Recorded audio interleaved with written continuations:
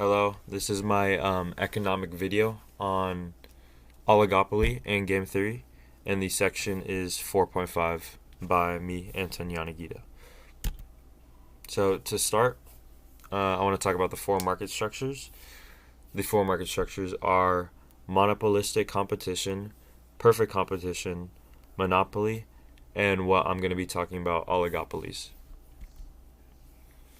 So what is an oligopoly? So the four main characters are few large producers in the industry.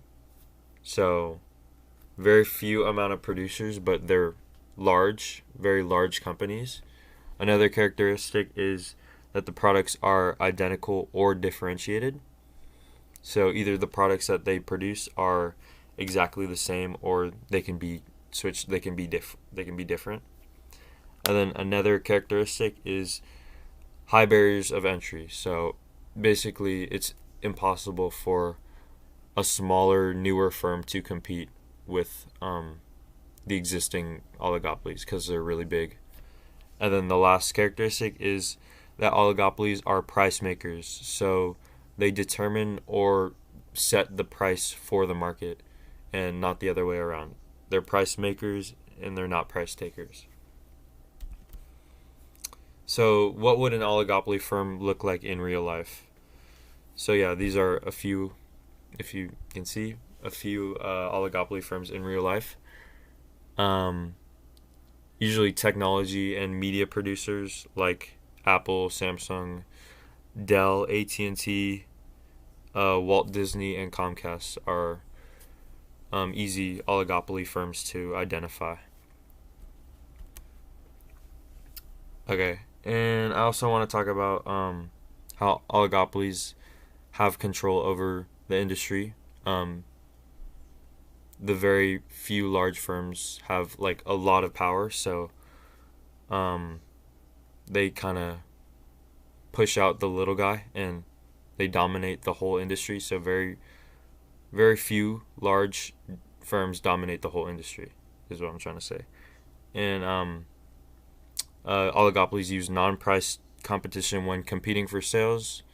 In an effort to differentiate products, oligopoly firms will use non-price competition. Firms will change the features of their products to earn more sales instead of changing the price. So they'll change things like maybe the quality of the product that they're selling, maybe they'll change the size of the product, or maybe the material. So stuff like that they'll change instead of the price. So that's what non-price competition is, and oligopoly firms do that. And they also want to talk about the barriers to enter, and how they're too high.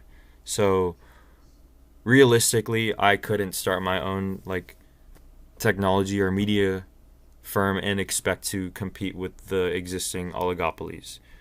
That is because oligopolies are very big firms. Like I couldn't compete with Comcast, Disney, Apple, AT&T if I just decided one day to join the industry. So that's something that you should know about oligopolies.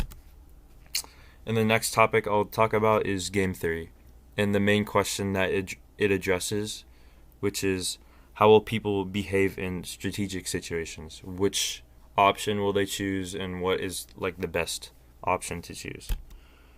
So in game theory, it's all about which decision will maximize profit potential.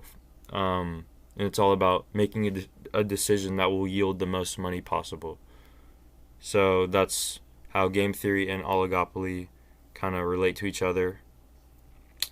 And I also want to talk about self-interest and cooperation. So in game theory, even if competing firms act in their own self-interest, like they choose blindly without knowing what the other firm is doing, they will never achieve, most of the time they'll never achieve the best possible outcome. So it is in both of the interests for both of the firms to cooperate and choose a way.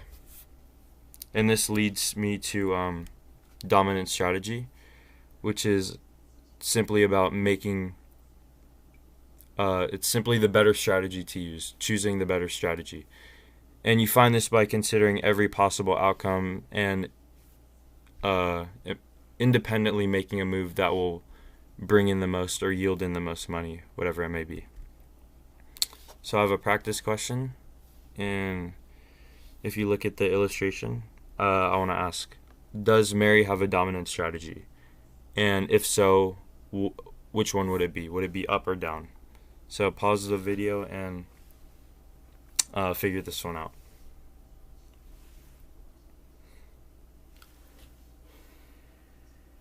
So Mary does have a dominant strategy, and that would be to go up because it will choose the biggest possible number. It will yield in the most. Yeah, as you can see, instead of yielding in 4 and 5, if Mary went up, she could get 10 and 8.